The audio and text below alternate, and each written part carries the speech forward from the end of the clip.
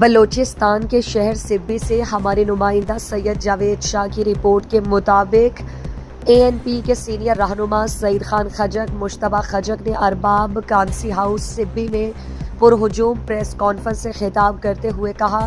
کہ سبی کے وسیع تر مفاد اور ANP کے مرکزی اور صوبائی قیادت کے فیصلے کے بعد میر اصغر مری کی حمایت کا فیصلہ کیا ہے، لہٰذا سبی کی عوام سے درخواست کرتے ہیں کہ 14 نومبر کو میر اصغر مری کے انتخابی نشان کیتلی پر ٹھپا لگا کر میر اصغر مری کو کامیاب بنائیں۔ اس موقع پر چیئرمین محمد حسین خجک، سردار محمد ابراہیم بارزئی، میر اسلم گشکوری، مولانا ادریس رند، یار محمد بنگلزئی،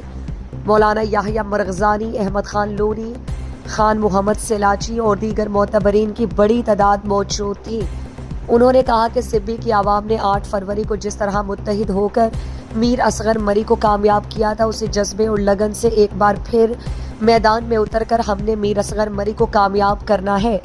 اس موقع پر سبی اتحاد کے رہنما اور PBR سبی کم لہری کے امیدوار میر اصغر مری نے پریس کانفرنس سے خطاب میں ANP کے رہنماؤں کا شکریہ ادا کیا۔